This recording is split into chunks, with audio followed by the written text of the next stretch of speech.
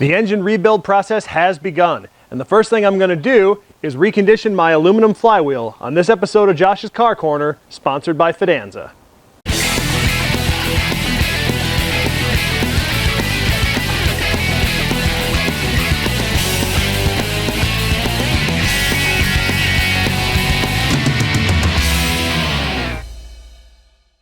So if you've watched Josh's Car Corner over the years, you would know that back in 2012 when my factory clutch was starting to wear out, I replaced it with an LS7 clutch and this lightweight aluminum Fidanza flywheel. Fidanza is a company that makes lightweight aluminum flywheels as well as other performance parts for cars, but the thing that sets them apart is that their aluminum flywheels have a replaceable friction disc made of steel. You can unbolt the friction disc, put a new friction disc on, and reuse your aluminum flywheel over and over and over for a lifetime part. It's also an American-made part made right in the state of Ohio, and you can get yours today at www.fidanza.com.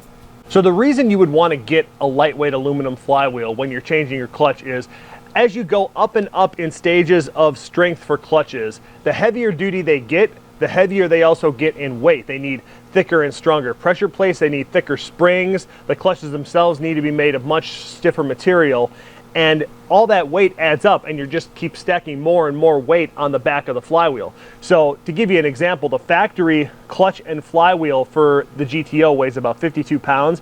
If you upgrade to the LS7 clutch and use an LS7 steel flywheel, that goes up to 59 pounds. That can have its advantages, but it also becomes a disadvantage in that if you want to have the engine raise and drop RPMs really quickly, having more weight on either side of the engine just slows how quickly the engine can rev up and lose RPM too. One of the ways around it is to use an aluminum flywheel. So the reason I love this is when used in conjunction with an LS7 clutch setup, it ends up weighing 46 pounds, 5 or 6 pounds lighter than the factory setup.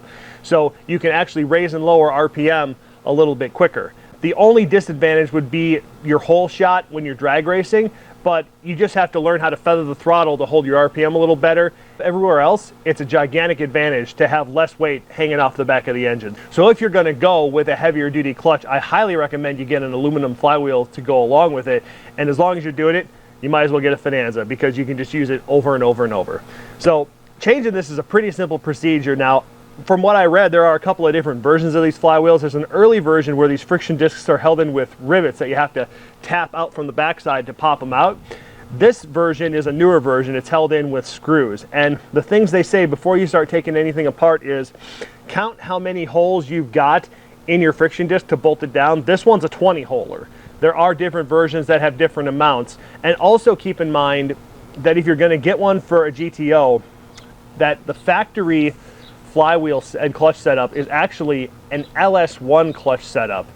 Reason being, in Australia when they were building these things on the Holden production line, LS1s were all their cars ever came with, so LS1 clutches are all they ever got. So even though it's an LS2 engine for 0506 GTO, it's actually an LS1 clutch and flywheel. So if you go on Amazon and look up the part number for the Fidanza flywheel, you'll get the LS1 part number. You want the LS2 part number, which I believe is 198171.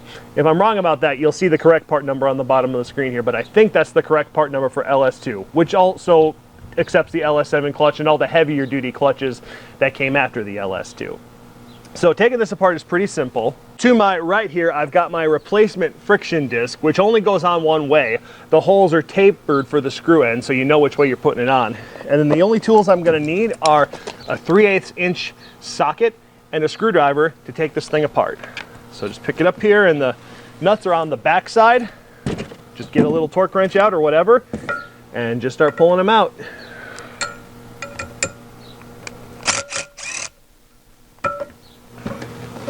Okay, and there is the original friction disc. Now you can see underneath I still have some cleaning to do here, still a lot of grime, clutch dust and stuff. So I'm gonna clean this off in the sink before I put it all back together with the new one.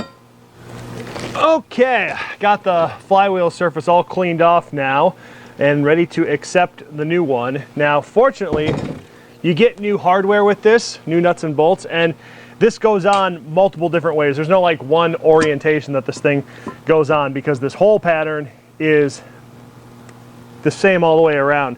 So just get them all lined up. And when you do it, it says you only need to torque them down to 5 foot-pounds, which is not a lot. And they're not calling for Loctite or anything, so 5 foot-pounds must be sufficient. So what I'm going to do is I'm just going to get them all kind of tight holding the socket. Then I'm going to break on my torque wrench and do all 20 and just kind of go around. It doesn't say to go back and forth, crisscross pattern, anything like that.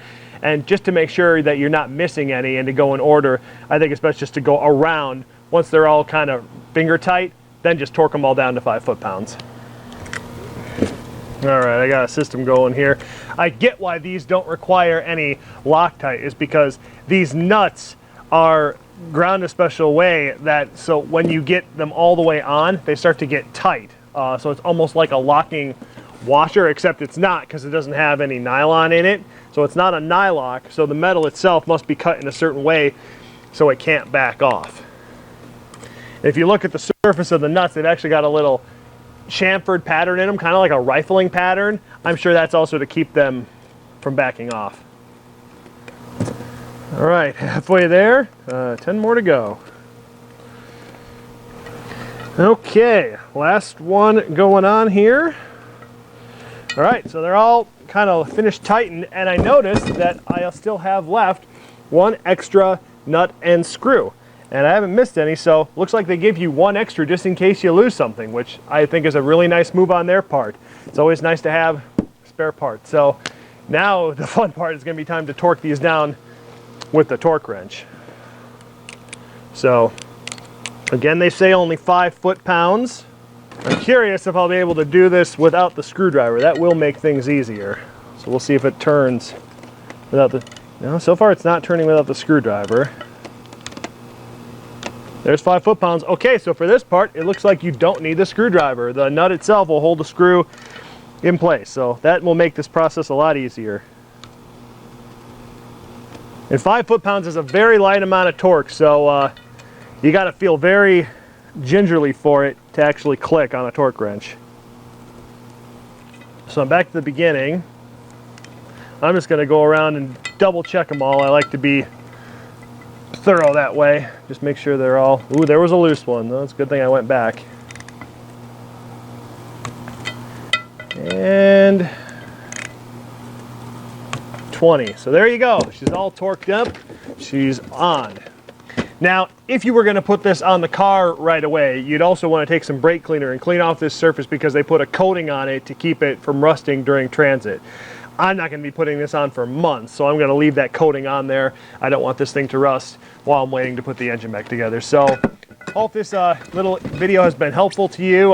Hopefully it gives you a little idea whether or not you'd want to put one of these on your own car, which, by the way, if you're going to use a heavy-duty clutch, I highly recommend that you do. So big thank you to Fidanza for sponsoring this episode. Again, www.fidanza.com if you want to get one of these for your own car. And as more things happen on the GTO, I'll keep making more videos and show you what I'm doing. So thanks for watching this episode of Josh's Car Corner, and we'll see you soon.